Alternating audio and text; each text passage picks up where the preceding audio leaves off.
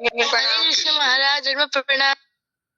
Hare Krishna, my obeisances to you. You're all here on time tonight. Hare Krishna Maharaj. Yes, Maharaj. I hope so. Students are coming still. Yeah, good. Hare Krishna Maharaj. Hare Krishna. Nice of you to come so early. Hare Krishna Maharaj. Oh, beautiful picture of Krishna. Yes, very nice. Where is that Krishna? So many nice flowers for decoration.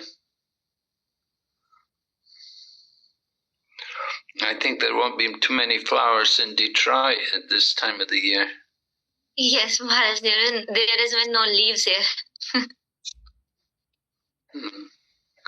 Is it still snow there? No, today it's not snowing. Today we saw sunshine happily. But is the snow still there outside? Yep. Still there. No, it's not snowing, but yeah, yesterday it was snowing, so that's why the whole snow is on the streets and the roads and everything. But it's not snowing today. But the snow is there. Yeah. It must be freezing cold. Yes. Are you accustomed to such cold weather? No, Maharaj. Like in Pakistan, I am only habitual of 47 degree. 47 degree, 45 degree Celsius of temperature. But here it is minus 21, minus 22. So for me, it's kind of a very depressing weather. Very depressing. Yeah, it must be. Did you find out about the devotees there? No, Maharaj. I tried, but I didn't find out any of them. But I think there was one or two Matajis. They usually come to the temple in the Detroit, that Devasanam temple. So from there, these were the two girls, like a youth. So I met them, and I know them. So I just talked them for a while, but for like those devotees which you were mentioning, I couldn't find them. But I'm still trying, Maharaj. I'm sure the devotee's name is Deva Madhava. Deva Madhava. He's a disciple of Jayapataka Swami Maharaj, like yourself. And he's very active in preaching. He's a very well-known devotee. Maharaj, can you please mention me the name again so that I can write it down? Deva Madhava. Okay, Deva Madhava. Das. Perfect. He's a white American, Western body. Thank you, Maharaj. Wonderful devotee, very active in preaching. Oh, who was it? Somebody had I met someone, they were, I can't remember now. But they're well known in yes, I got him on the Google, Maharaj. Really? Now it's just, yeah. Is it like, I don't know how can I, is it like he's the one? Yeah, that's fine. like Okay. That's amazing, Maharaj. I'll try to meet him, and I'll try to join him for the preaching. I don't know by this month or not, but definitely when I'll come again in Detroit, then I'll come again at the end of this year. So most probably I'll try to do the preaching with him, but right now I'll try my best to meet him at least. Okay. All right, so we'll begin here. Can we? Yes, begin? Maharaj. Yes, Maharaj. Om Jnanatimirandasya Jnananjana Shalakaya Chaksurun Militanyena Tasmai Shri Gurave Namaha Vanchakalpatarubhyascha Kripa Sindhu Bhayevacha Patitanam Pavanebhyo Vaishnavibhyo Namo Namaha. Jai Shri Krishna Chaitanya Prabhu Nityananda Shri Advaita Gadadhar Shri Vasadi Gaur Bhaktavinda. Hare Krishna, Krishna Krishna, Hare Hare, Hare Rama, Rama Rama, Hare Hare.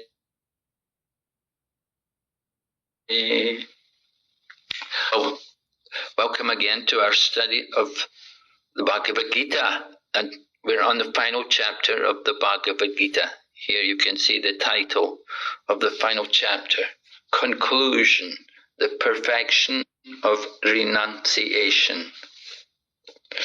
So we'll just quickly go through the contents of the first section of this chapter. Right? It began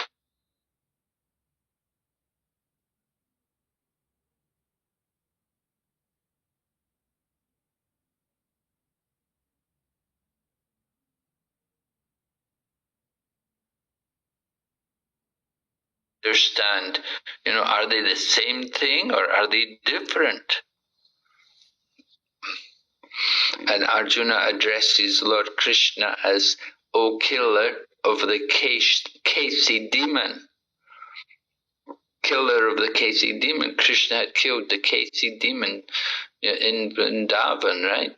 There's a Kasi Ghat is there in Vrindavan, where Krishna killed the Kasi demon. Kasi was in the form of a horse. He was a demon sent by one of Kamsa's friends.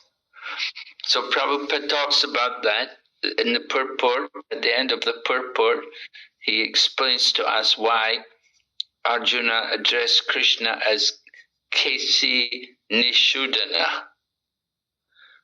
Kasi Nishudana. Kasi was a most formidable demon who was killed by the Lord. Now Arjuna is expecting Krishna to kill the demon of doubt.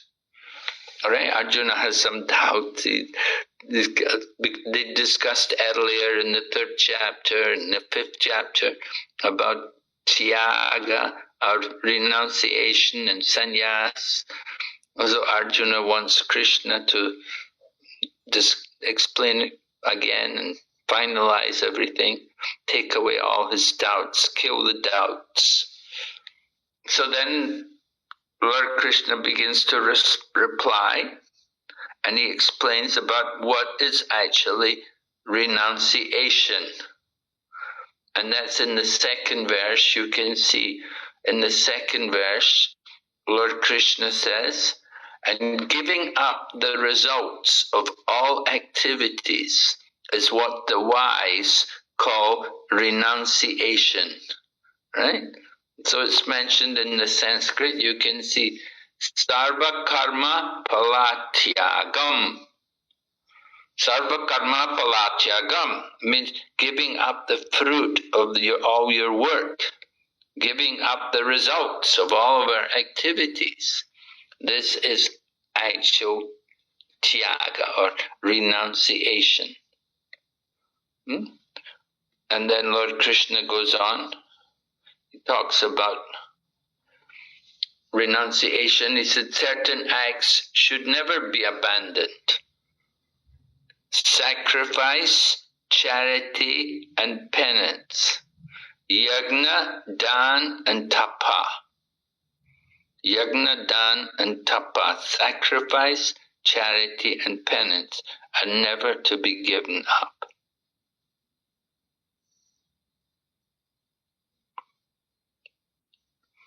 And then Lord Krishna explains, going ahead here, text number, what happened, text number 4, Lord Krishna explains that renunciation is of 3 kinds, right? We know we learned before, there's renunciation in goodness, in passion, and in ignorance. And we're going to hear, Lord Krishna will explain these things.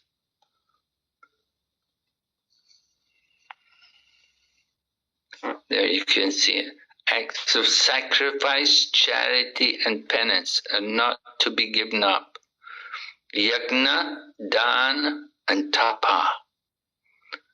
Sacrifice, charity and penance purify even the great souls.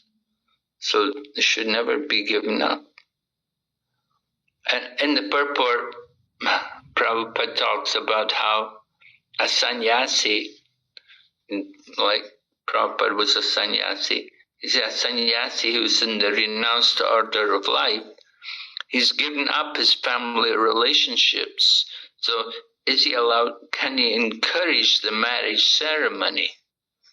So Prabhupada, of course, Prabhupada did that.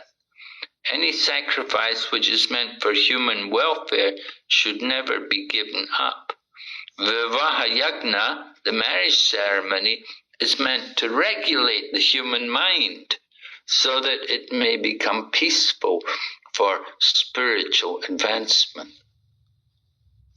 And so sannyasis, they cannot associate with women, but still to help young people, they can perform things like a marriage sacrifice. And Prabhupada did that.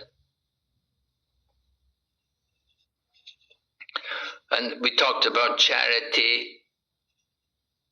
Giving charity must be given to a suitable person. It should be used for a good purpose. It should be helpful for spiritual life.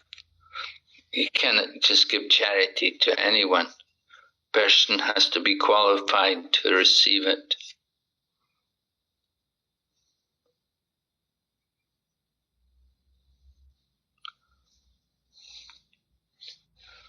All right, so then Krishna's final opinion.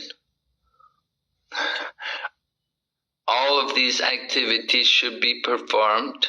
All activity means yajna, dan, tapa, all of these different things, they should be done without attachment or any expectation of result. They should be performed as a matter of duty. We have to know what is proper duty. Prabhupada writes here at the end of the purport, a devotee of the Lord should accept any kind of work, sacrifice or charity which will help him in the discharge of devotional service to the Lord.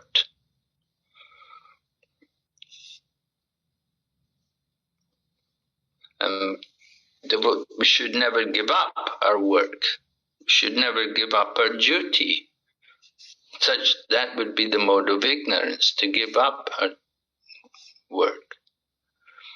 Anyone who gives up prescribed duties as troublesome or out of fear of bodily discomfort is said to have renounced in the mode of passion. You see? So there's renunciation in the different modes.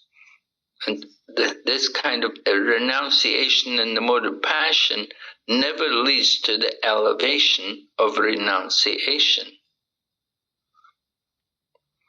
So we should understand, if we think, oh, it's too much trouble. Oh, I'm not going to do it, it's too much trouble.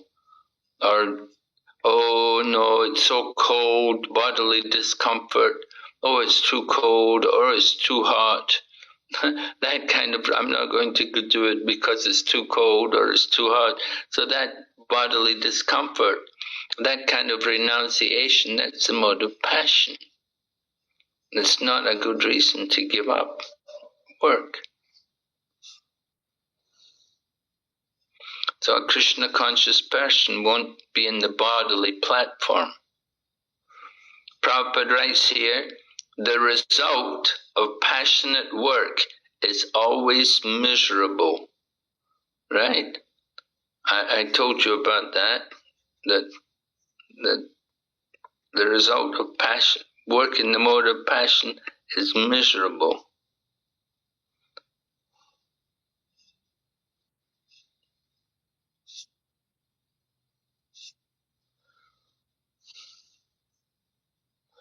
Now here, what is renunciation in the mode of goodness is being described. This, we want to come to the mode of goodness, so our renunciation should have the right mood. So we should perform our duty only because it ought to be done, and give up all material association and all attachment to the fruit. Then that is renunciation in the mode of goodness. So Prabhupada says here, prescribed duties should be performed with this kind of mentality. We're doing it because it ought to be done. And give up all material association and don't be attached to the fruit. And here you can see in the purport, very interesting purport. Prabhupada writes here, describing a man working in Krishna consciousness. Right? Many devotees, they work in Krishna consciousness. They have a job working in the factory or maybe in an office. So a man working in Krishna consciousness in a factory does not associate himself with the work of the factory, nor with the workers of the factory. He simply works for Krishna. And when he gives up the result for Krishna, he is acting transcendentally. Right? So he works for Krishna. That's important. We're not working for our own satisfaction, but we work for the pleasure of Krishna. That is real transcendental.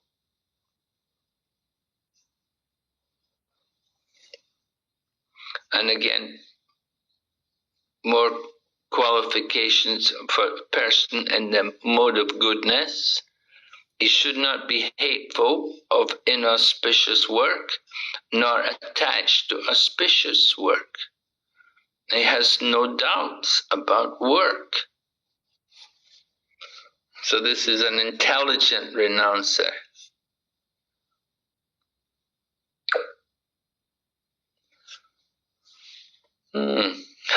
So Prabhupada describes it. It's nice to read Prabhupada's purport here. How in the mode of goodness one does not hate anything which troubles the body. We don't hate anything or anyone who troubles the body. He does work in the proper place and at the proper time, without fearing the troublesome effects of his duty. So that's like the mode of goodness. And then Lord Krishna continues, he said, it's impossible for a being to give up all activities. But one who renounces the fruit of action is called one who is truly renounced. So you cannot give up all work. That is impossible. But we can give up the fruit of the work. That is actual renunciation. And that is the meaning of sannyas. And Prabhupada writes here, you can see this purport, very nice here. Prabhupada is writing about the devotees. He said, there are many members of the International Society for Krishna Consciousness who work very hard in their office or in the factory or some other place, and whatever they earn, they give to the society. And then he says, such highly elevated souls are actually sannyasis and are situated in the renounced order of life. You see, so this is the exalted position of devotees. They're happy to renounce the fruit of their work for the pleasure of Krishna. You see, we need many devotees like that.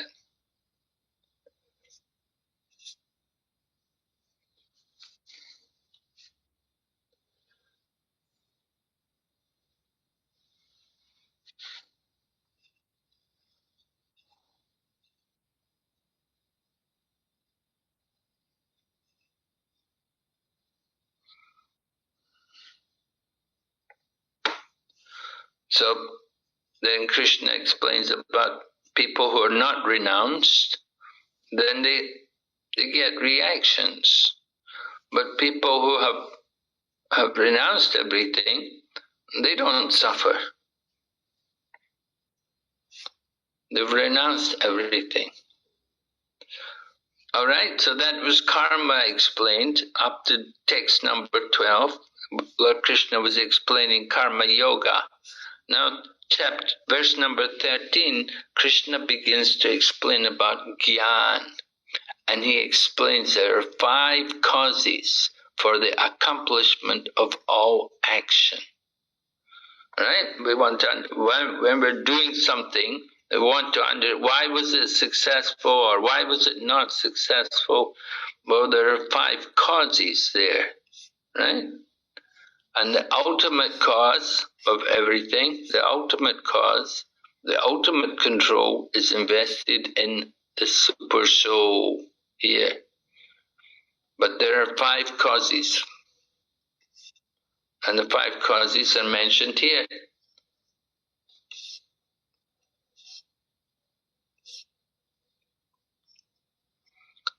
The place of action, meaning the body. The performer, the person who did it. The various senses, the many different kinds of endeavor, and ultimately the super soul. These are the 5 factors of action. So everything, all the results, everything which we do, these 5 things are all taken into account. So this is jnana, right? Jnana yoga is being described. And Lord Krishna explains, whatever right or wrong action a man performs by body, mind, or speech is caused by these 5 factors. So we should know these 5 factors, these things. And what's the most important one? Of course, that is super soul. And Lord Krishna said, if we think we are the doer, then we're not very intelligent and we cannot see things as they are.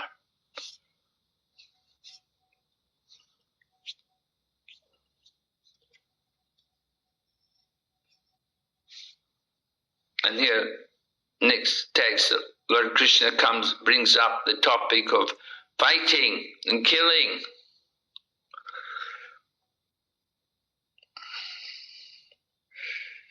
Lord Krishna said, if we're not motivated by false ego, even though you kill men, you don't really kill, and you're not bound by your actions.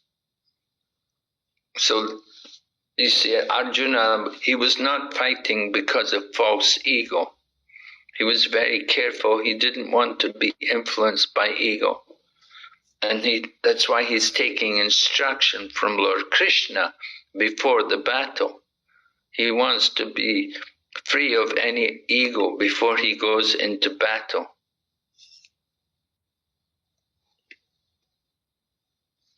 Here in the purport, Prabhupada explains, nor is he ever affected by the reaction of such a killing, right? Because Arjuna is going to kill, so Arjuna was worried about the sinful reaction. But Lord Krishna said, no, there's no reaction if you're in the right consciousness. If you're doing it without false ego, there's no reaction. And the example is given here, the example is given about a soldier. Just like a soldier kills under the command of a superior officer. So when the soldier kills someone under the order from his superior, he's not going to get any reaction for that. But if the soldier kills on his own personal account, then he'd certainly get in trouble for that. And he would be taken to court and punished. So there's a difference in killing. See, when you kill under the order of superior authority, then there's no reactions. So Lord Krishna is giving this example to Arjuna.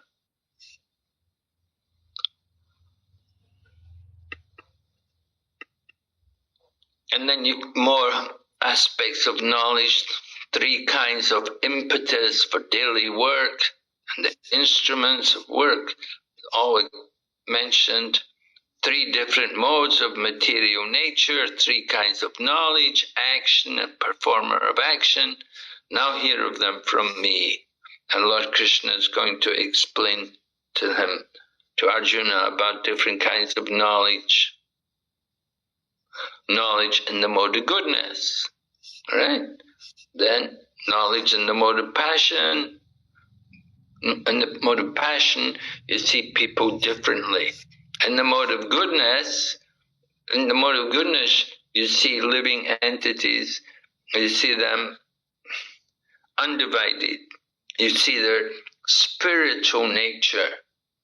You see them all like your brother and sister.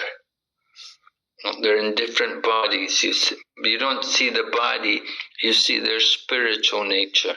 But in the mode of passion, you make a distinction based on the bodies. It's the mode of passion. And then knowledge in the mode of ignorance, we become attached to knowledge. In the mode of ignorance is where we become attached to one kind of work without knowledge of the truth. Then that's the mode of ignorance.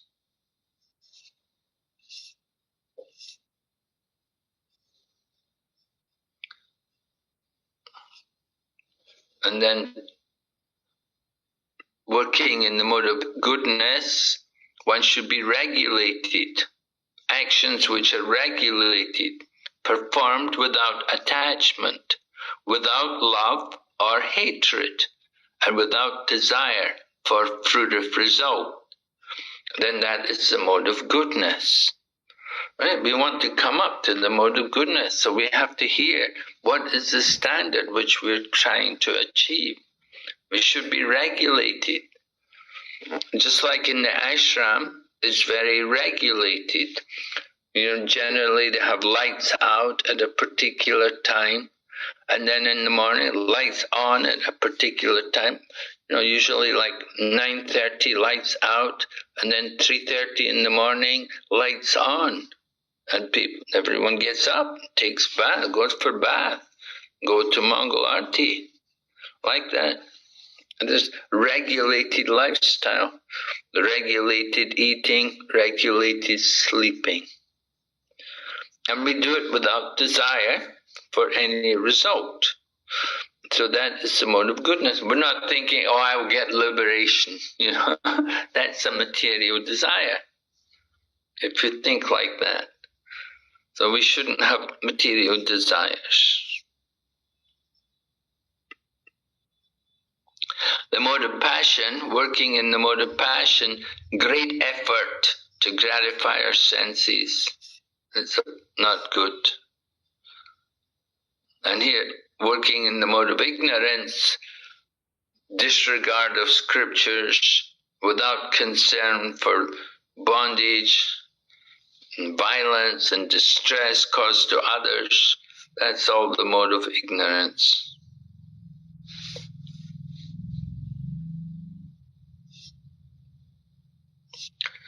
Then the worker in the mode of goodness, he does his duty without association, without false ego, but with great determination and enthusiasm. So that's the mode of goodness. It's all described here. Then the mode of passion is described again. Here, worker in the mode of ignorance is described.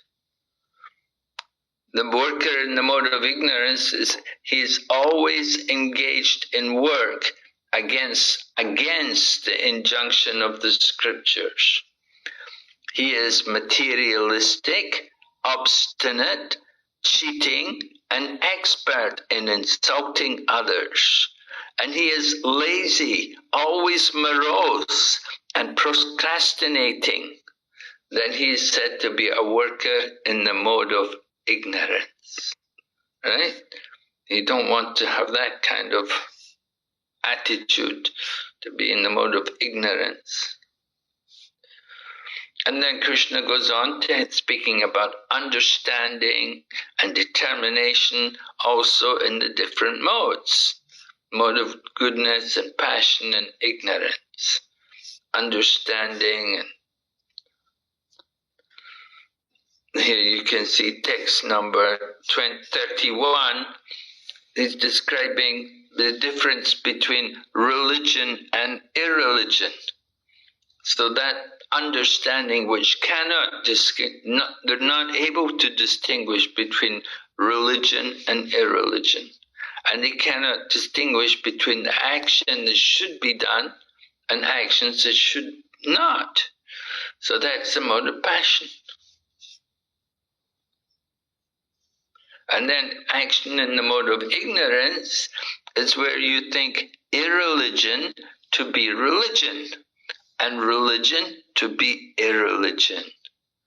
And we always strive in the wrong direction because we're under the spell of illusion and darkness. So that's the mode of ignorance. Mode of ignorance is always the opposite from the mode of goodness. And then determination is described, how we should be very determined. We don't want to give up.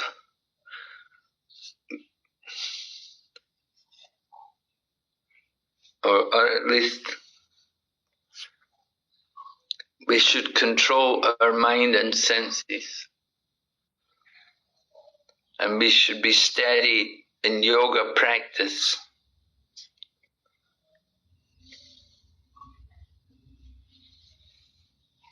In the mode of passion, people are determined because they're worried about their economic development and their sense gratification. They're only thinking about that. That's why they're so determined. In the mode of ignorance, people are just dreaming and thinking about other things. They're morose, they suffer madness. So that's the mode of the determination, the mode of ignorance. And then Lord Krishna explains about happiness in the mode. It's incredible, people often, they cannot understand there are different levels of happiness. There is happiness in goodness, happiness in passion, and happiness in ignorance. And in this chapter, Lord Krishna describes about happiness in the mode of goodness.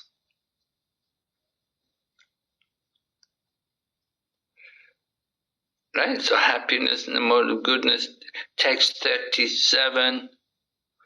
In the beginning may be just like poison, but at the end it's just like nectar and awakens one to self-realization. So that is happiness in the mode of goodness. In the beginning it's like poison. Oh, when people sometimes first become devotees, they don't like it. Oh, they don't like the diet. Oh, they don't like waking up early in the morning. They don't like sitting to chant. They can't do these things in the beginning. But if they continue to practice, they can change.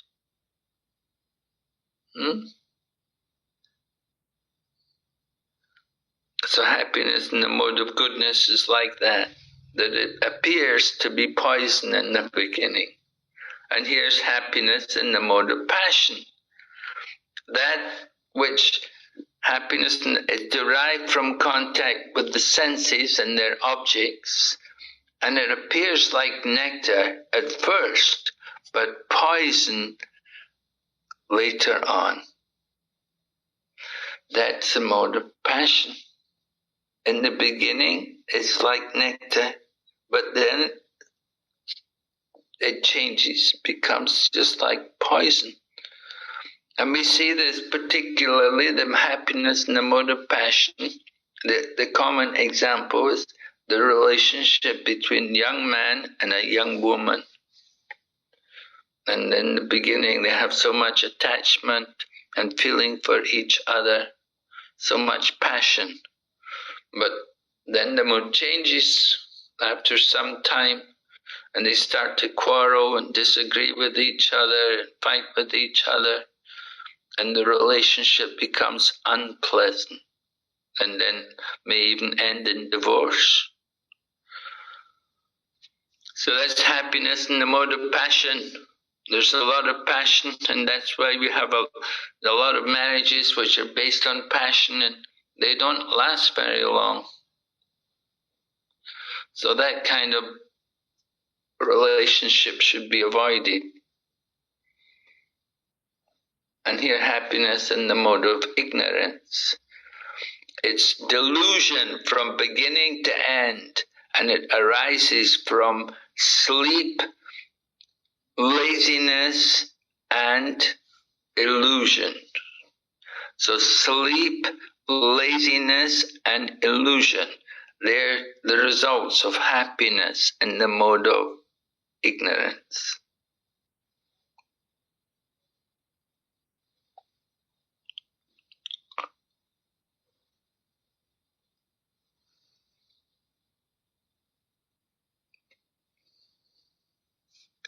So we have to be very careful.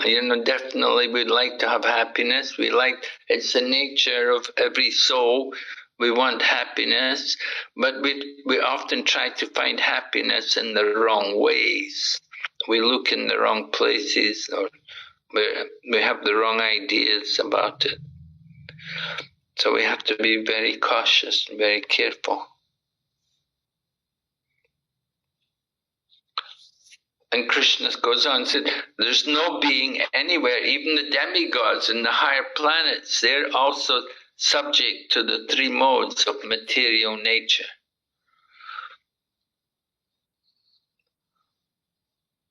And then goes on, text 42, we hear about the qualities of the Brahmana. That's important also, the 9 qualities of the Brahmana. We should know Sanskrit and English. Just like devotees, if you're doing this Bhakti-Shastri course, then this is a qualification for people to get the second initiation, to become Brahmanas. And with the second initiation, then they can chant the Gayatri Mantra, and they can worship the deity, and they can give lectures and such things. But Vaishnava is superior to Brahmana. The Brahmana is a material platform, but Vaishnava is spiritual. So you can see the qualities of the Brahmana. Right? We spoke about the Brahmanas yesterday. Maybe you remember. I spoke about truthfulness or honesty, how the Brahmana won't hide anything, and also about cleanliness or purity as is described here. Want to keep everything nice and clean and pure. Okay. So the Brahmana is the head of the social body, and then you have the Kshatriya. And there's 1, 2, 3, 4, 5, 6, 7 qualities for the Kshatriya. Right? I spoke about the Ishvara Bhav, that you could call it leadership quality. Yeah, Ishvara Bhav, leadership. It's an important quality for the Kshatriya. And then they have to be also very courageous, courage in battle. Right? They have no fear. They will fight, they'll give their life. Just like some soldiers are famous in fighting and they're ready to give up their life on the battlefield. They consider that a glorious death, to die on the battlefield. Actually, Srimad Bhagavatam said there are two places which are glorious to die. One is on the battlefield, and the other is when you're in samadhi. If you're in samadhi, then you can also die, give up the body. So the different qualities of the Kshatriya are then mentioned. And then the Vaishya, right? Krishi Goraksha Vaninam Vaishya Karma Swabhavajam.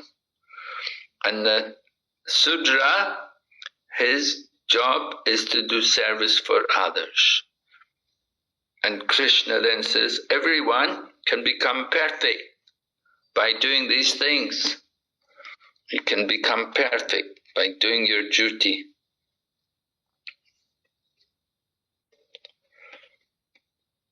And talk about doing our own work. Better to do our own work imperfectly than to do another's work perfectly. Sometimes it happens like that. People think, oh, I can't do this, I should do something else. So then, text 48, Lord Krishna gives an example that every endeavor is covered by some fault, just as fire is covered by smoke. Of course, we hope that we won't have a fire, but when you light a fire, generally what happens is there'll be some smoke. So smoke is troublesome, but still we want the fire, and in order to get the fire, we will tolerate some smoke in the beginning. The smoke may come, but we can tolerate it until the devotee is ready to take part in the activity. So every endeavor, there will be some problem. So it's no reason to give up the work. You shouldn't give up the work, even though there may be some fault. We have to expect there will be some problem there. So it may be in sports, or it may be in academic pursuits or whatever. But we have to expect some trouble.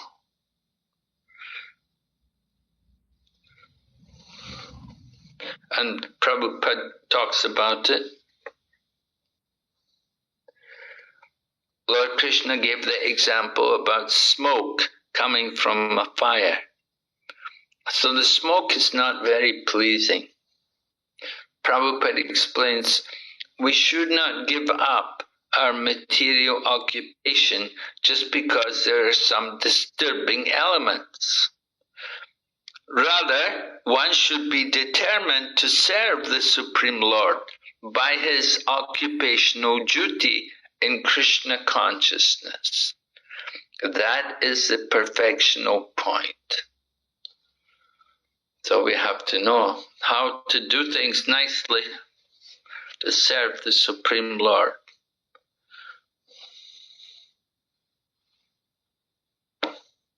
We want to satisfy the Lord.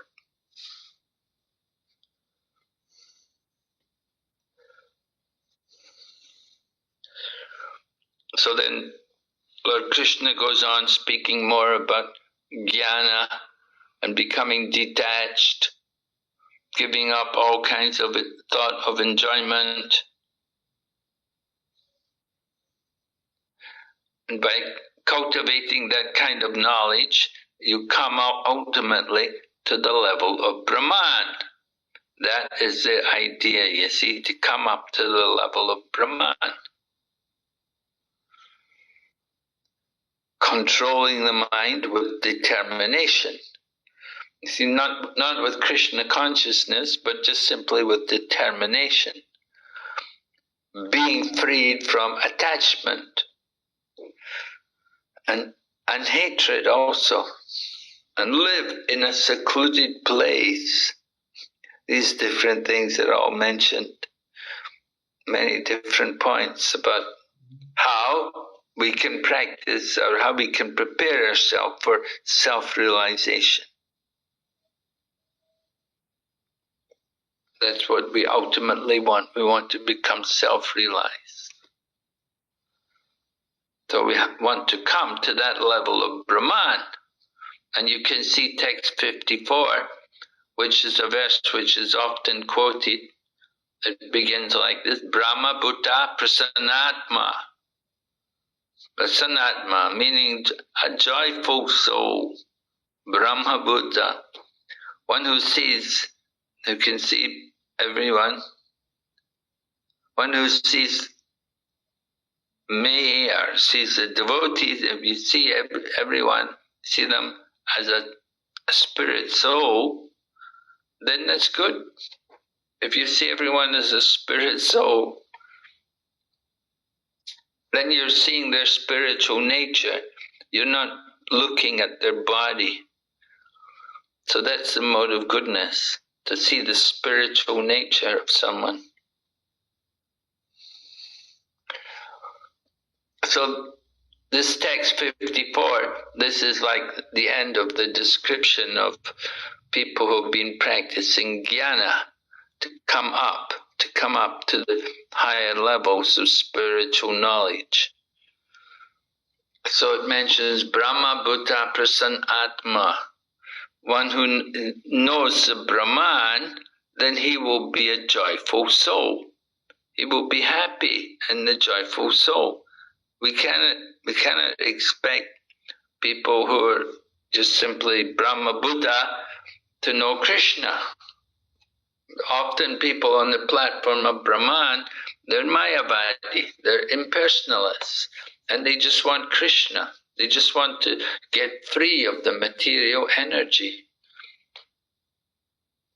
So Brahma Buddha, impersonalists, that's their goal, to come to the Brahma Buddha stage. We're not interested so much in Brahma Buddha. Brahma Buddha simply means, I know I'm Brahman, I'm not the body. So that's nice, and you could say that's the beginning of self-realization. You understand you're not the body, you're a soul. The devotee was giving class this morning in Mayapur. Maybe you heard it. Did any of you listen to the class this morning from Mayapur? Did you hear the Bhagavatam class? Maharaj, No? Yes, Yeah? I have heard many times, but not today. Not today. Anyway, he's talking today. He was talking how he was in a line one time, and there were two people in front of him, and he said they had these big bodies. They were very big size. You know, they were really fat and overweight, and and he said they were hearing Prabhupada speak, and Prabhupada was speaking how the basic principle of Krishna consciousness is to understand that I'm not the body. And when the two people in these big bodies, when they heard that, they said to each other, they said, well, that's good news. They said, that's good news for us. Because they were in these big bodies, you know. So sometimes you get people in that condition. It's not very nice what to do.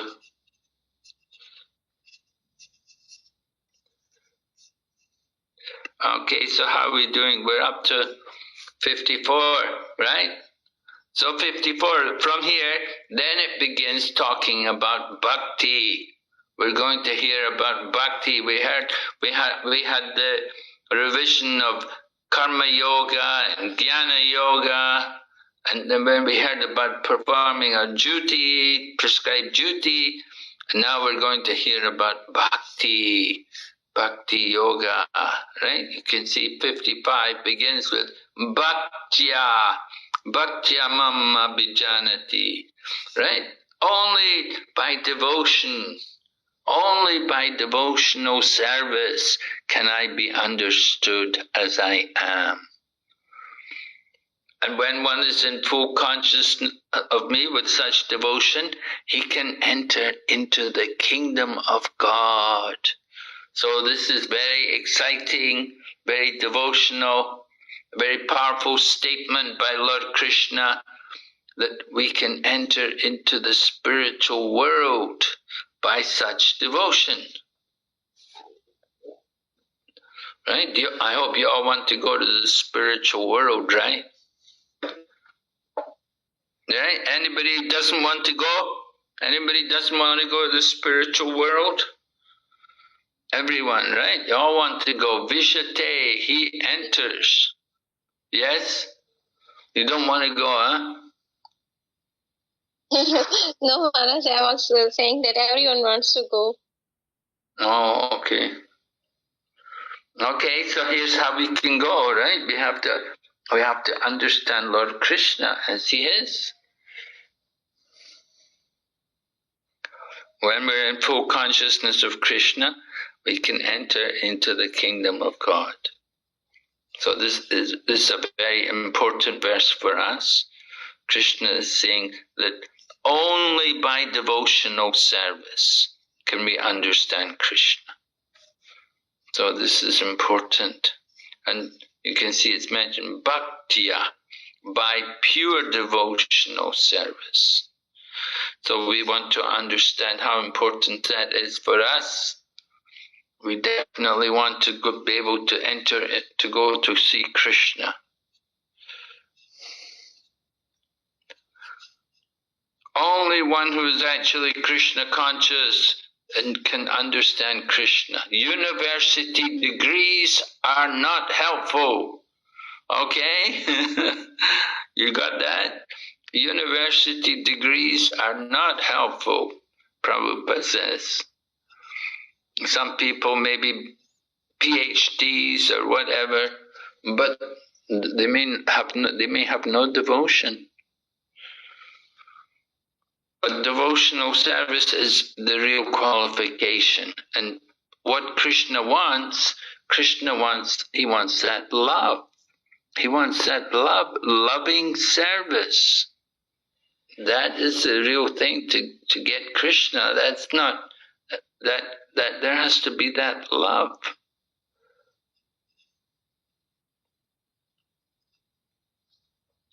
So we have to get free of all kinds of material concepts.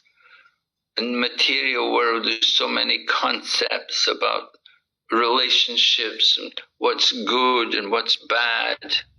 We have to give up all this and we have to come to the platform of real devotion, where we simply want to serve Krishna. Here's a nice example Prabhupada gives in the purport here. He's talking about a green bird enters into a green tree. Right? A green bird enters into green tree not to become one with the tree.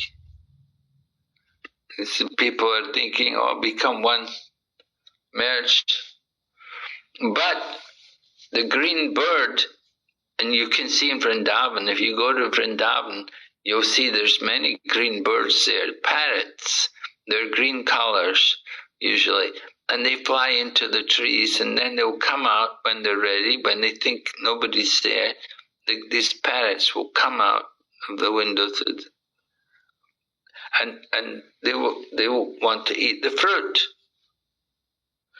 The green birds go into the trees. They will eat the mangoes. They will eat all the fruits. You may have a cherry tree or a mango tree, whatever, but if the birds come, they will eat the fruits. And you've got these green birds. They fly into the green tree. You cannot tell, oh, what happened? Where did the bird go? It's like a bird has become one with the tree. You cannot see because they're the same color as each other. So the green bird flies into the green tree. But Prabhupada said, yes, the bird flies into the tree, but he flew into the tree to get the fruits. He didn't fly into the tree to give up his individuality or to lose his identity. He flew into the tree so that he could eat the fruit. He wants to enjoy the fruit. And then Prabhupada talks about the impersonalists. They give the example about a river flowing into the sea and merging. So this may be good for the impersonalists, but the devotees, the personalists, they keep their personal individuality like a fish or an aquatic in the ocean. So within the ocean there are many different aquatics, many different creatures all in there. So they keep their identity, they don't lose it. So we have to have complete knowledge of all the living entities in the ocean. In the same way we should have complete knowledge about Krishna and his different energies. Understand Krishna's transcendental qualities and his opulences. So this is not... So we come to the Brahmabhuta stage, and you want to go on from there. Brahmabhuta is actually not very difficult for devotees. Because we just chanting Hare Krishna, and very early, very easily we can come up to the Brahmabhuta stage. That I am not the body, but then we have to know what are we supposed to do?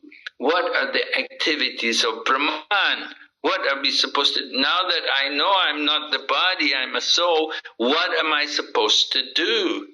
And often you see, you get impersonalists, they want to give up, they want to stop everything and do nothing, and that's wrong. Rather, what we have to do, we have to take up acts of devotion. We have to come to the transcendental platform and engage in transcendental activities, which begin with Shravanam Kirtan Vishnu. We have to hear and chant about Lord Vishnu. This is the real purpose of coming to the platform of Brahman. That now that you know that you're Brahman, now that you should act like Brahman. That the fact that we're spiritual beings does not mean that we should be inactive. Rather, we should be active as a spiritual being, and spiritual beings are all part and parcel of the Supreme Lord.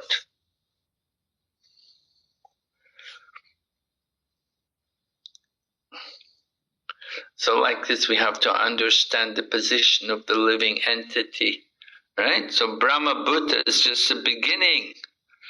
Prabhupada said, after liberation, this service is never stopped. Actual liberation is getting free from misconceptions of life, right? We don't want to stop activities, but we want to begin transcendental activities, devotional service. Alright, so the chapter goes on, text 56, Lord Krishna is explaining more about the nature of bhakti. Though engaged in all kinds of activities, my pure devotees under my protection reaches the eternal and imperishable abode by my grace. So Lord Krishna is describing how he helps the living entities to come to his abode. The devotees, though, are mentioned that they're pure devotees and they're always engaged in all kinds of activities. Means they want to work for the pleasure of the Lord. They're not trying to deny the Lord activity. They're not stopping work. They want to serve the Lord. And Prabhupada in the purport talks about it. He said 24 hours a day 100% engaged in activities. And these activities are done under the direction of the Supreme Lord. So this is Krishna consciousness. And in that way he is guaranteed that he will get to go back to Godhead. He will reach the eternal and imperishable abode by Lord Krishna's grace. Right? We're under Lord Krishna's protection. And then 57, Lord Krishna continues. He said, in all activities, just depend upon me and work always under my protection. So you see, devotee, it's not devotee stops work, but depend upon Krishna and work always under my protection. So we have to work, but we have to work under the protection, under the guidance of other people. In such devotional service, be fully conscious of me. So we have to be Krishna conscious. And Prabhupada describes about a Krishna conscious person. He said he would do his duty faithfully. He acts only on the order of the master. He says, a servant has no individual independence. Yeah, we are the servants. Lord Krishna is the master and we are all his servants. So our relationship with Krishna is like the relationship between the master and the servant. The servant, his job is to just do whatever the master tells and to bring whatever the master wants. And he will do whatever the master tells him to do.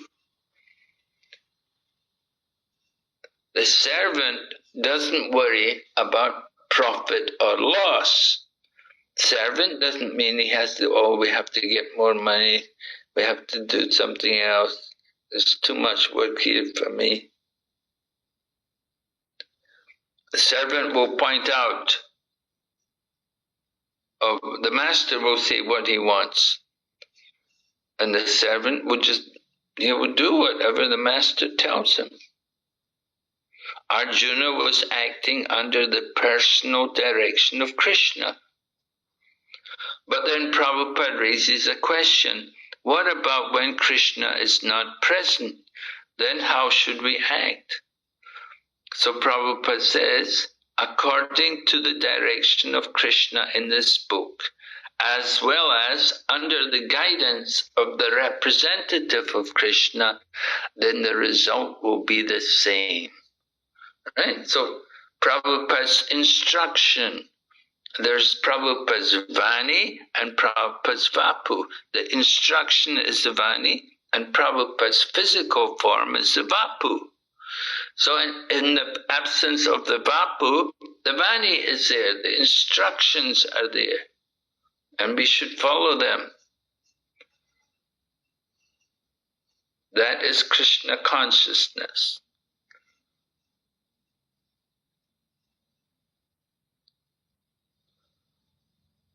And Prabhupada in the purport writes here, he said, after doing something whimsically, he should not offer the result to the Lord. That sort of duty is not devotional service.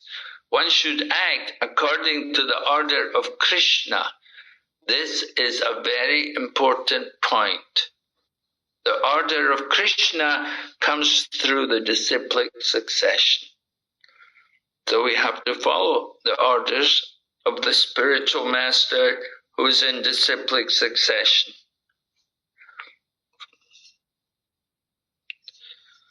All right, text 58. Krishna gives more instruction. Become conscious of me.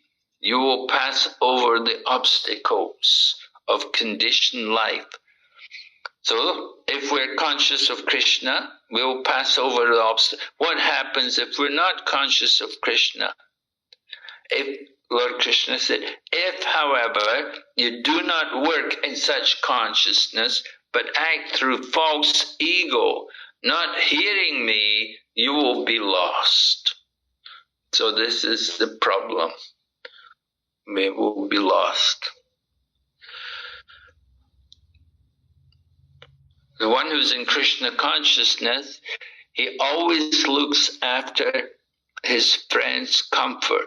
Lord Krishna takes care of the devotee, and he gives himself to his friend, because the devotee is so busy serving Krishna. Krishna wants to serve the devotees.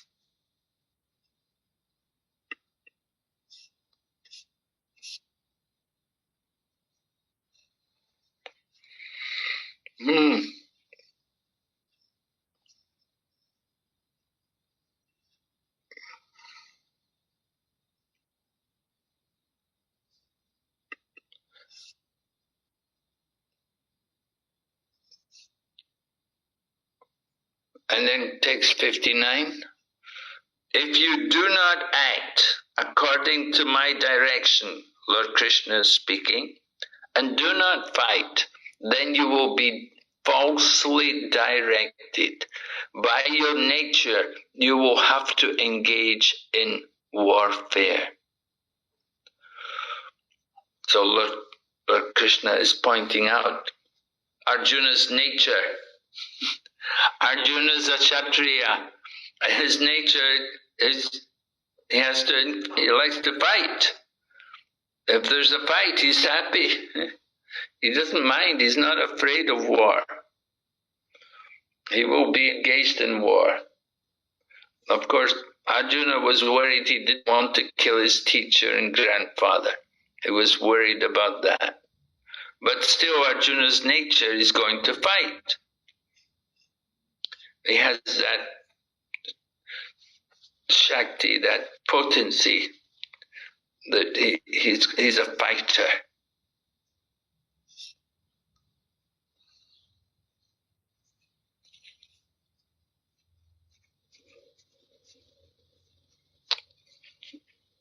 So Lord Krishna is telling Arjuna that, you're saying you don't want to fight, but I know you're going to fight sooner or later. You won't be able to avoid it because you're a Kshatriya. You cannot give up your nature, cannot change your nature so easily.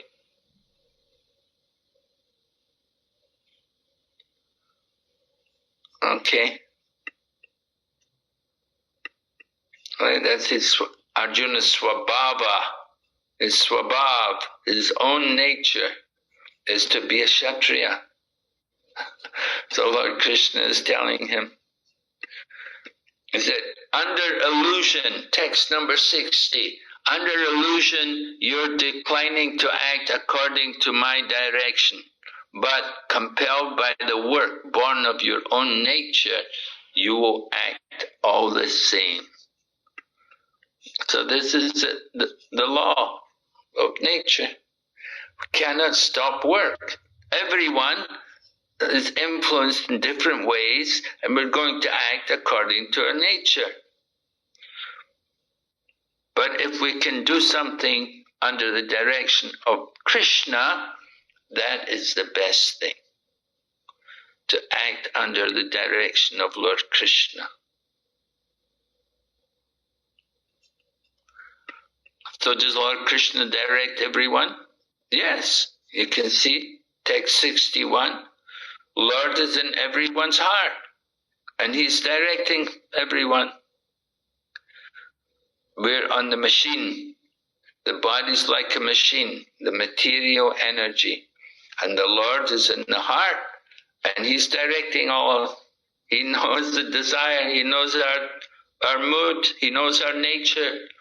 And so the Lord is the super soul, is directing us in different ways.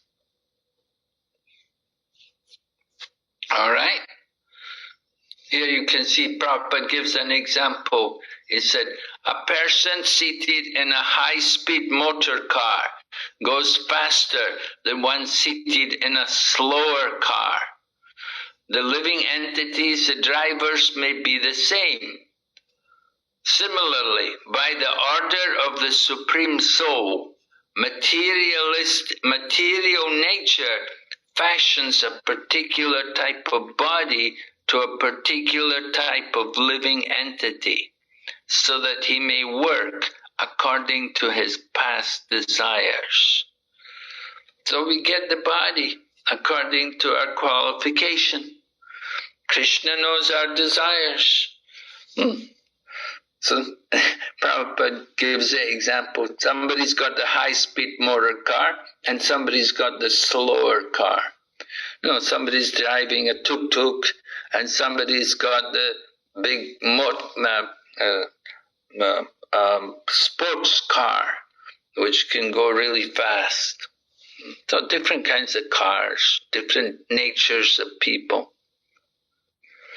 So we're not independent. The same way we get these different bodies according to our nature. The body we've got is according to our karma from the past. We want to be careful we don't get another body. We want to get free of these material bodies. And to get free of these material bodies, we have to get rid of all of our karma.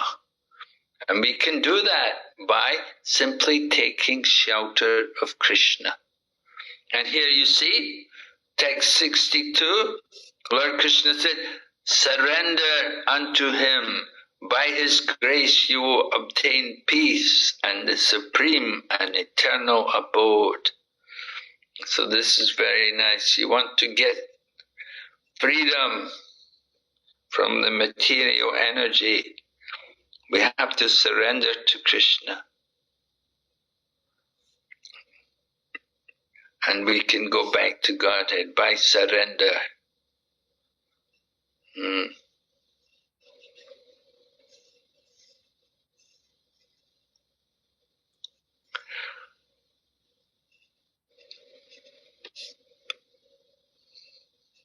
So Prabhupada quotes many different verses from Bhagavad Gita, but Arjuna accepts Krishna as the Supreme. So now, what happens here, we can see Lord Krishna is talking about knowledge which is more confidential, right? We had confidential knowledge, and now here's more confidential knowledge. And in a few verses you'll get knowledge which is most confidential. So confidential knowledge, more confidential knowledge, and the most confidential knowledge. Like that, we want to understand what is this knowledge. It's not all the same, you see. Confidential knowledge, for example, that could be knowledge of the Brahman. And more confidential knowledge would be knowledge of Paramatma. And the most confidential knowledge will be knowledge of Bhagavan. So there are three different levels of knowledge. There's Brahman, Paramatma, and Bhagavan. Right? Can you follow this? Guyam Taram, still more confidential. We had confidential knowledge, just simply knowing you're not the body, you're a spirit soul, you're Brahman. That's the first level of knowledge. Then you can go on to more confidential knowledge, understanding there's the Lord as Paramatma as well. There's not just one soul, but there's the Lord who's all-pervading in the hearts of all living entities, the Paramatma. And then there is Bhagavan, that the Lord is also existing in his own abode. He has his own planet there, and his devotees are there, and he's very happy there with his cows, taking care of the cows, and coming for the program, coming to hear, coming to take part in the chanting every night. So like that, there's different knowledges, different levels of knowledge. Brahmabhuta, that's the beginning of transcendental knowledge, knowing you're not the body. But you have to go on from that, and then you can come to knowledge of Paramatma, and then from Paramatma you can go on to knowledge of Bhagavan. Right? Brahmeti Paramatmeti Bhagavan iti sabhyate. Vadanti tat tadvam vijam tadvam yajnanam advayam. Brahmeti Paramatmeti Bhagavan iti sabhyate. In Srimad Bhagavatam, Sutta Goswami is describing the great sages who know the absolute truth. They call this non-dual substance as Brahman, Paramatma and Bhagavan. So there are three different levels of realization of the Supreme Absolute Truth. Some people realize the Absolute Truth as the Brahman. Some people go on and realize the Absolute Truth as Paramatma. And others, they realize the Lord as Satchid Ananda, that He is the eternal soul. Right? Paramatma, Brahman, Paramatma, and Bhagavan. Right? So this is the three levels of knowledge. Brahmabhuta, joyful soul, never laments, does not desire anything. Why? Is it proper? This is due to confidential knowledge. Right? What is that confidential knowledge? He said Krishna also discloses knowledge of the super soul. That is also Brahman knowledge, knowledge of Brahman, but it is superior, right? You've got first of all knowledge of Brahman, and then you've got knowledge of Paramatma, or the super soul. That's superior. And if you go on, you get knowledge of Krishna, the Supreme Lord.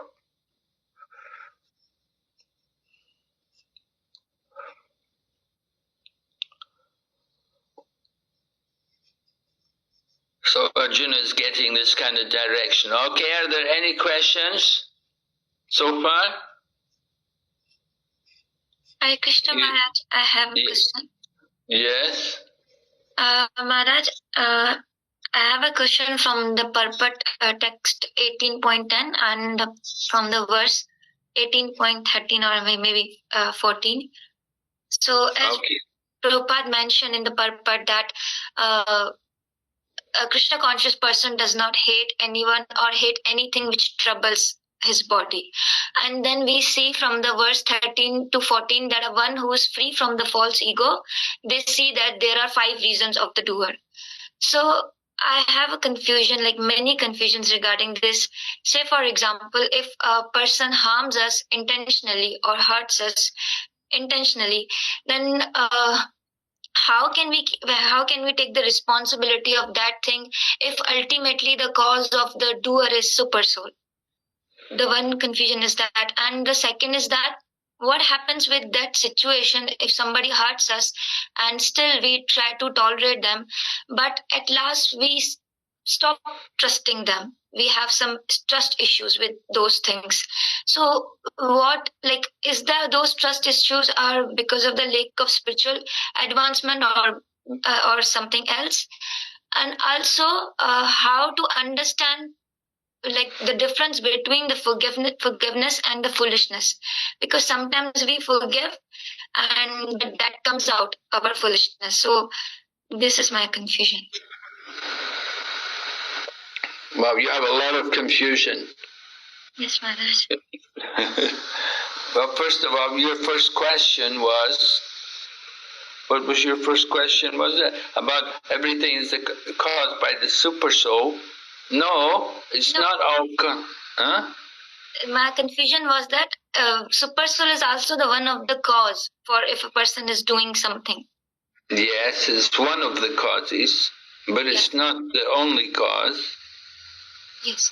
So my Right. question is that then how can we understand, like, if super soul is also one of the reason, then how we don't like we see through those vision that we don't hate those person or their activities.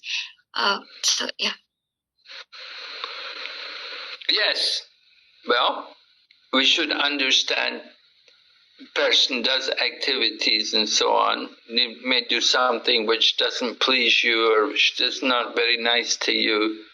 But you should think, well, I must have done something to him in the past to cause him to do something like this to me. You know, how do you know that you didn't do something to him in the past and that's why he's doing like that to you now?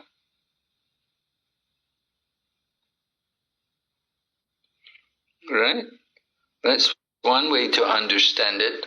The other thing you could think that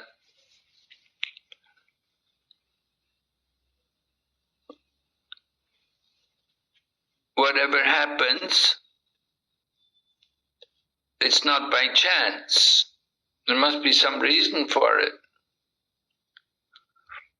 So, somebody's giving you trouble, you definitely just want to make a bigger distance between the person and yourself. Don't get so close. And you know that he's dealing with you in a rough way, in an unpleasant way, then you want to keep away from him. Because his dealings are rough and unpleasant, so you don't want to spend any time trying to make any friendship or relationship with such a person. Better to just keep back. And think, you know, this is a test. You could see it as a test from Krishna, or you can see it that, you know, you've done something in the past to deserve it. And this is karma. And just accept it. But you don't retaliate. Because if you make a point of retaliation, then it will get worse. And the person will become more anxious and more irritable and more nasty in dealing with you. That's a problem. You know, a lot of people don't realize that somebody does something to them and they think, I'm going to get revenge from them, I'm going to beat them. And the result is, you make the situation worse. You don't make it better.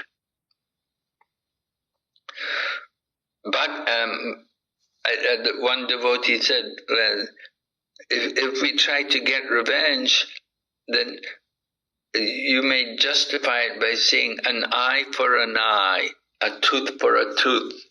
But if we think like that, then the whole world will go blind. We'll all have to sacrifice our eyes. And we'll all have to have new teeth to protect our eyes. So we have to learn tolerance, and Lord Chaitanya taught us tolerance. Shanada pisunich ena, to be tolerant like a tree and to offer all respects to others. At the same time, you can also be like the story of the snake. You know, there was a snake who became a devotee. He was initiated by Narada Muni. So Narada Muni told the snake that now you're a devotee, you cannot bite anyone. So the snake said, oh, okay. So he accepted Narada Muni's instruction. So the snake went away. However, after some time, the children saw that the snake was not biting anyone. So the children all began to tease the snake, and they used to play with it and give it a very difficult time. So the snake came back to Narada Muni, and he told Narada Muni what was happening. And when Narada Muni heard what was happening, then Narada Muni said to the snake, he said, well, I told you you couldn't bite anyone, but you can show your teeth to them. So the snake understood what to do. And next time the children came and began to irritate him, then the snake pulled up his hoods like he was going to bite someone. And all the children became afraid and they all ran away. And the snake never got any more trouble from them. So the snake did like that. He pretended that he was going to bite someone and showed his teeth. And in this way he got the children to stop giving him trouble. You understand?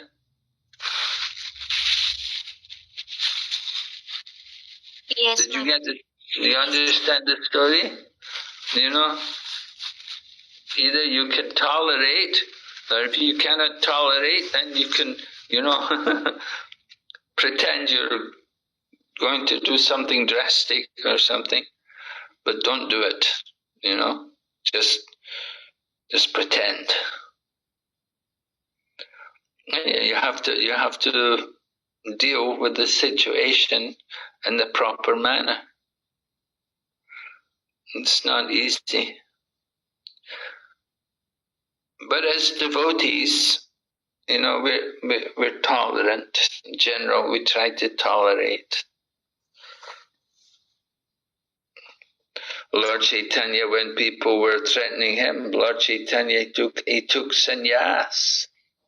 And in that way, then they all had to offer respect to him.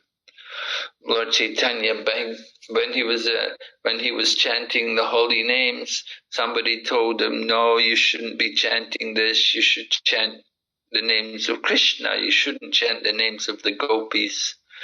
And so Lord Chaitanya became angry that this student was being very foolish and trying to instruct him.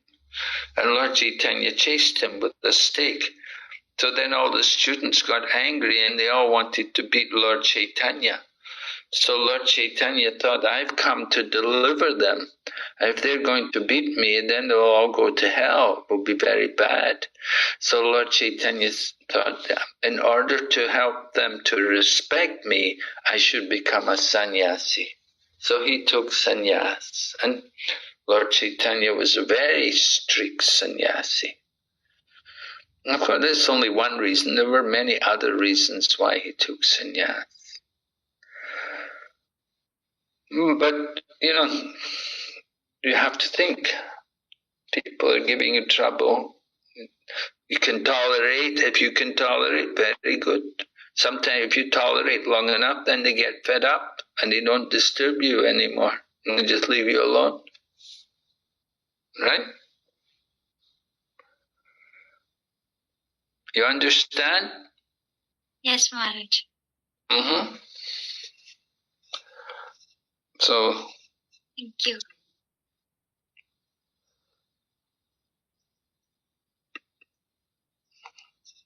Okay, any other questions are there? Yes, Maharaj, we are having a question in the chat box from Riya Mataji.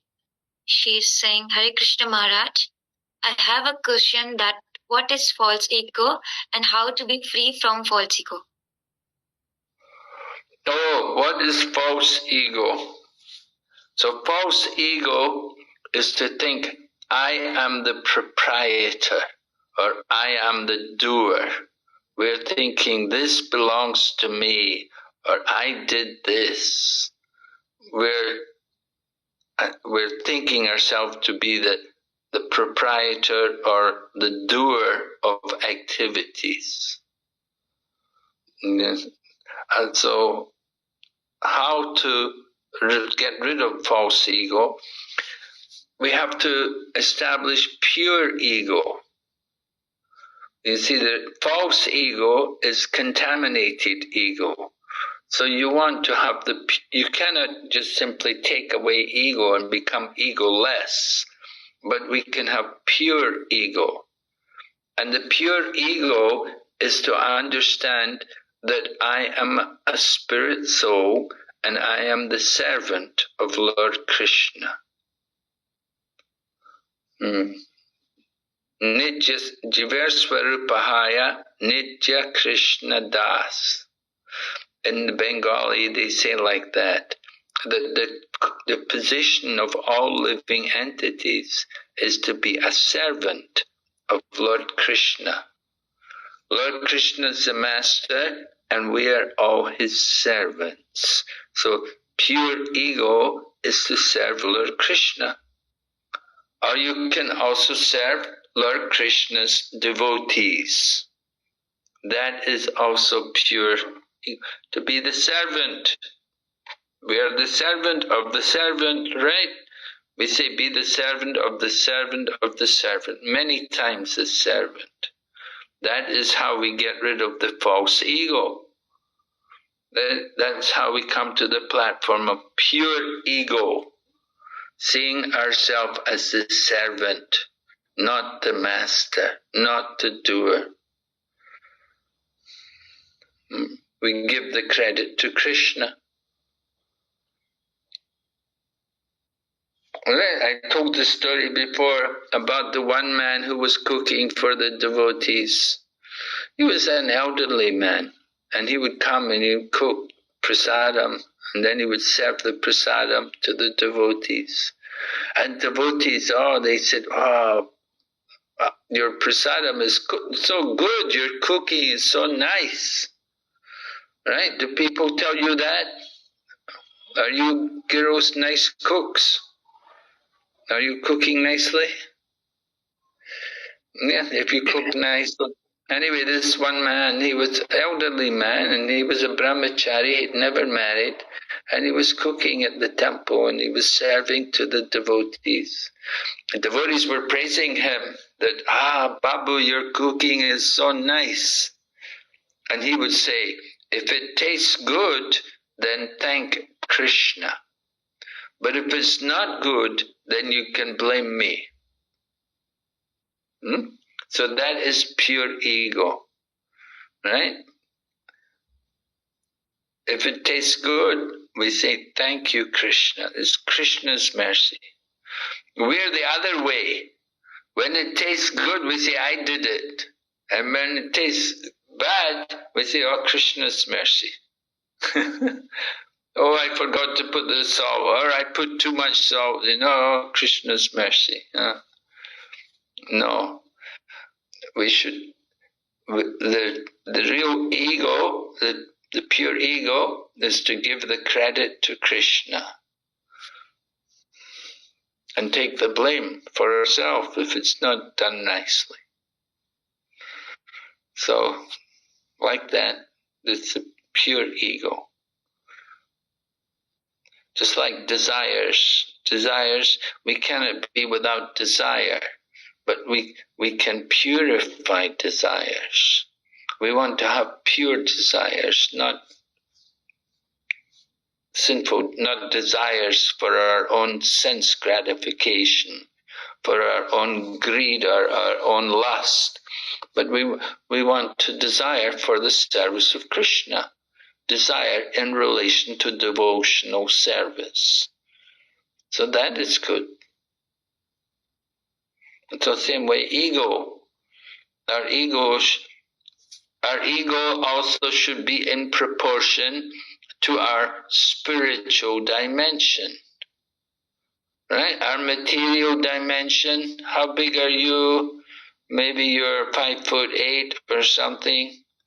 I don't know. But our ego is often in proportion to our physical body. But actually, our real ego should be in proportion to our spiritual dimension. Our spiritual dimension is, we are all spirit souls. And the size of the soul is 1/10,000 of the tip of the hair.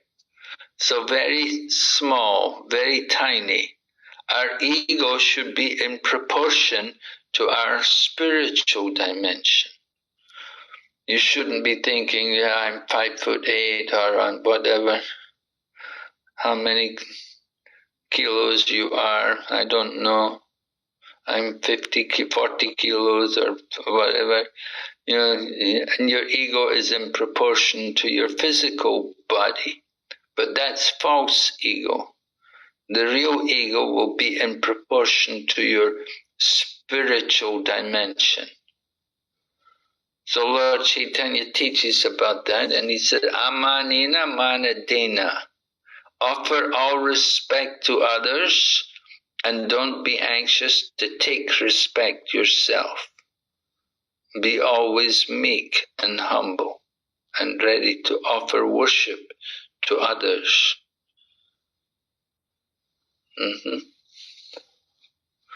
So like that you can get free of ego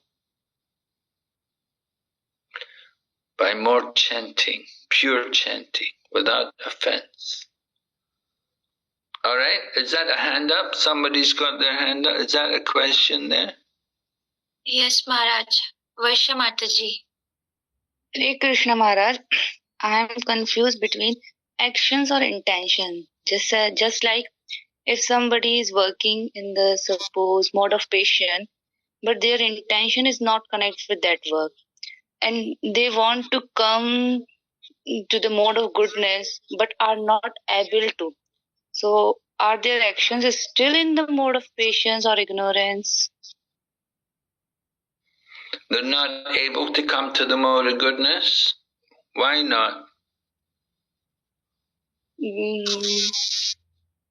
Their works, their responsibilities. Their material desires. Not a desire, there are responsibilities, because they don't know from the beginning of their life. After they are converting the ashram, they are be in grastha ashram, then they know what's their life, what he is, what is their responsibilities. But in before years they in mode of patience, but now they want to go mode of goodness, but they are not able to. Well, they have to keep trying. They may not immediately be able to come to the mode of goodness, but just the fact that they're aware that there is something, there is a mode of goodness, and it would be good to come to that mode of goodness, then they can move gradually in that direction.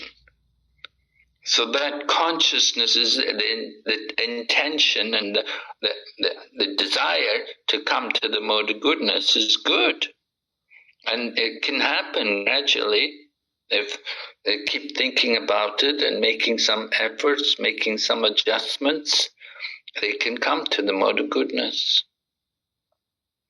It may take some time, but certainly it can happen. And it will be good for them. It will be good for their material and spiritual life to come to the mode of goodness. The mode of passion is not healthy. It degrades. It makes one very disturbed constantly. You're not peaceful. And if you're not peaceful, you cannot have any real happiness. So it's important to come to the mode of goodness. We want to appreciate that. So it's good that you're speaking about the mode of goodness and you want to come to that level, but you say can't. Well, can't immediately, but they keep the desire, and one day it will happen. Gradually you move towards that direction. So it takes practice. We're practicing. Sadhana bhakti is practice. So it takes some time because we're conditioned souls and we've been in the material world a long time. And we've had many different bodies. And we've been often in the mode of passion and ignorance. And now we're trying to come out of the modes and come up to the mode of goodness and go up to pure goodness. So it takes some time, but we have to keep that desire, keep endeavoring, and Krishna will help us. When Krishna sees our sincere intention and our sincere desire, he will help us. He can make arrangements for us to come up to that mode of goodness. And when we do come up to the mode of goodness, then the Thank word, you, Maharaj. I understand. you understand? Yeah, good. So we encourage you. We want to hear that now you're much more closer to the mode of goodness. Get rid of the passion and ignorance. The problem is we're in the mode of passion and often we go down to ignorance. So it's good you're trying to come up to goodness. Certainly, if you go down to the mode of ignorance, then it's really trouble, really bad. But if you can come up, maybe not all the time, but sometime, you come up to the mode of goodness, gradually you can get rid of passion and ignorance. And that's what we want. We want to come to pure goodness, Shuddha Sattva, with no passion and no ignorance. And you can do it. The more you practice bhakti, the more you're Krishna conscious, then the more you will come up to the mode of pure goodness.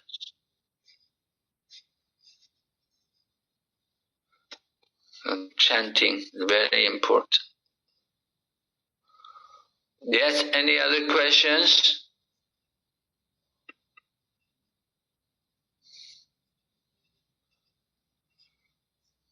Krishna Maharaj,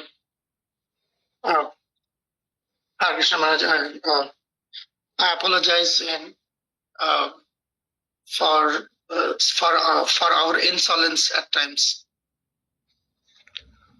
I profusely apologize for our insolence at times. Oh, no. Nothing to apologize. Nothing to apologize. We're happy to have an audience trying to present Krishna consciousness. They're willing to hear and spend their time to hear about Krishna and Krishna's teachings. Is admirable. So we encourage them in their pursuit of Krishna consciousness. Go on studying and hearing, chanting, inquiring.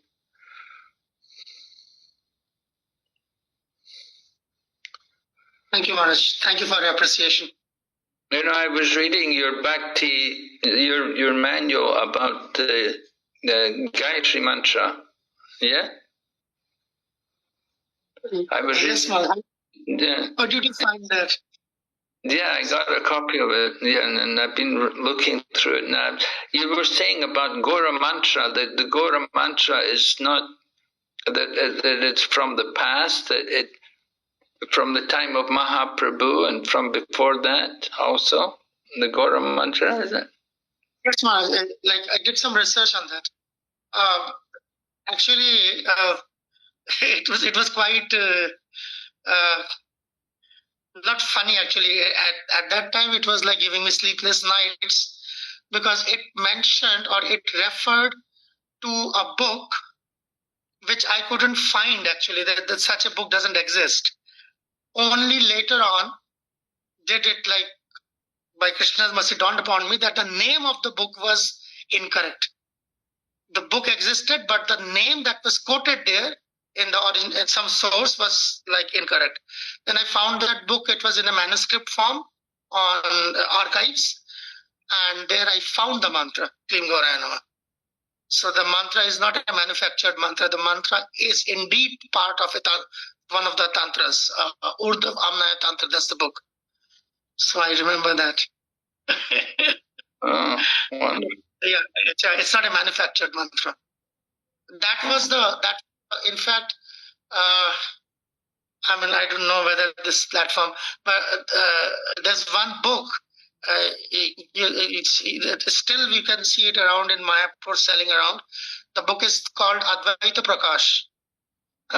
It's supposed to be the pastimes of Advaita Acharya, but that is one of the books mentioned in the list of books which have got Apasiddhartha according to Bhakti Siddhanta Saraswati Thakur in the Chaitanya Chaitamrita purport. And that is unfortunately has been translated by one of our ISKCON senior devotees. And that book, one of the Apasiddhanta in that book, it tries to minimize the position of Gaura Gayatri. The argument is that when Chaitanya Mahaprabhu appeared due to the prayers of Advaitacharya, Advaitacharya was not chanting Klim Gauraya Nama or the Gaur Gayatri. So he was worshipping the Shaligram using the Krishna mantras. So if Chaitanya Mahaprabhu can descend by the strength of the Krishna mantra and worship of the Shaligram and with Ganges water and Tulsi, so what is the need for Gaura Gayatri? You see, it can be that dangerous. And our unsuspecting devotees, they think those things as nectar, they read it and then they distribute it. It's poison. So he wasn't chanting Gaura Gayatri, he wasn't chanting.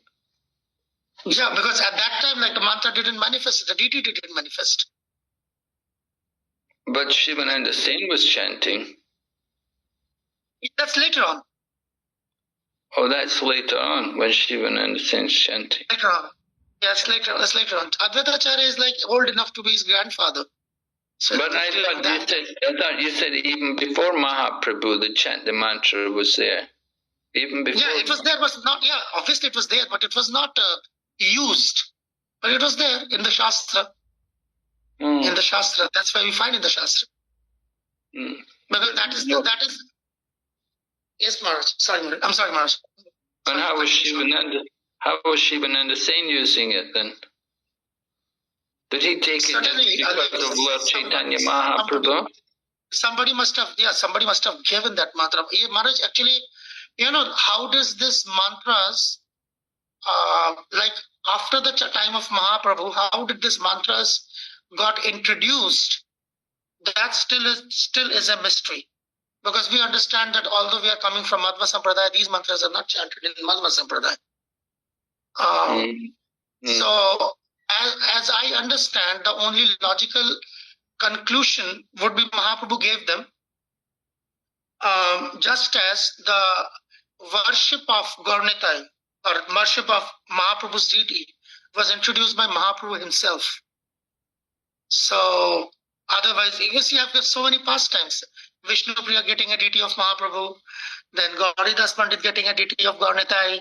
There are so many pastimes where we see that Gaurnitai deities have been given by Mahaprabhu himself. So there is the worship of the deity without the mantra is useless. So then the deity and the mantra has to come hand in hand. That's my understanding, Maharaj. That's my humble understanding. Okay. I mean, what is the question of worshipping a deity without a Mula mantra? So that's what I understand. I mean, that's how I think, that's one of the way I think we can always, this argument we can always use to, expose these Mayavadis who declare themselves as incarnation of God and then ask their devotees to worship them. You can always ask the very simple question, okay, show me the Gayatri of your Guru Maharaj who is claiming to be the avatar. Show me the Gayatri. Yeah, it's a very simple question. Just like you see in India, if somebody says Sai Baba is God, so we can always go back and ask them, show me the Gayatri mantra of Sai Baba in the Vedas. Then we will understand. Okay. Interesting. That's my enough. Thank you. Okay, ladies, any other questions? We didn't finish the 18th chapter yet. But we're... Krishna Maharaj. Yes? Please accept my humble obeisances. Maharaj, I want to ask about the Gayatri mantra. Why everyone can't chant the Gayatri mantra? I mean, when I was a child, so in our Pathshala, we used to chant Gayatri mantra daily. It was our routine. So now I come to know that everyone cannot chant the Gayatri mantra. So why? Well, You know, I got into trouble with this one time because I also thought not everyone can chant Gayatri Mantra, because that's generally the policy in ISKCON, that people should be initiated into chanting Gayatri. And I mentioned in a lecture one time about this, so one man said, this is not right. He said, actually anyone can chant Gayatri. But of course there's Brahma Gayatri. Brahma Gayatri is commonly chanted. You see, when we chant other mantras also. We have Guru Gayatri, we have Gora Gayatri, and we have Kama Gayatri. There are 7 mantras which we chant, but usually people chant Brahma Gayatri. And so one man told me, he said, you are wrong, because I was saying, no, you know, you have to be qualified, you have to be initiated, receive it from a guru. And he said, no, Gayatri Mantra is there for everyone can chant. So he told me like that. I don't know what his authority was, I didn't ask him. But at least within ISKCON, we do have that standard that the Gayatri Mantra is given by the spiritual teacher to the devotees who are established in Krishna consciousness. If you're strictly following 4 regulative principles and chanting 16 rounds, then you should get Gayatri Mantra to chant. Are you initiated? No, Maharaj. Not yet? No? Not yet. So later on, you know, once you get initiation, you see, usually we have 2 initiations. The first initiation is into chanting Hare Krishna, and the second initiation is the Gayatri Mantra. As I understood it, the Gayatri Mantra, you should be firmly situated in the mode of goodness. If you're engaged in things like meat eating and so on, then the Gayatri Mantra will not take effect. So you should be established somewhat in the mode of goodness, and then the mantra can have more effect. And you should receive the mantra from the Guru. Good. Thank you so much, Maharaj. And it's also said, Sampradaya Vihina ye mantraste nishpala mata. If the mantra is not received through the disciplic succession, then it will not bear any fruit. So you may chant a mantra just like people can read Prabhupada's books and they can chant the Gayatri Mantra and different mantras but if they don't receive them through the teacher, and the authorized channel, it will not have any real fruit. So it should come through the line of disciplic succession, you see. Of course, reading Prabhupada's books is there in Prabhupada's books. And so, but still, generally, it's a guru who will give the mantra to the disciple and tell you to chant. So initially, you have to chant Hare Krishna mantra. And Hare Krishna mantra, you don't even need to be initiated. Everyone can chant that mantra. And there's no initiation for chanting Hare Krishna. Are you chanting? Yes, Maharaj. Yeah? You're chanting 16 rounds? Maharaj, 12. 12. Not 12? 12 regularly, yes, Maharaj, but not 16 yet. Okay. So Srila Prabhupada asked us to chant 16 rounds. So if you can chant 16 rounds, then it will be... I'll try to chant. Yes, Maharaj. Yeah. Please be merciful on me and give me Ashwad to chant Hare Krishna 16 rounds. Yes, right. We want you to chant 16 rounds, and then you'll be a worthy disciple.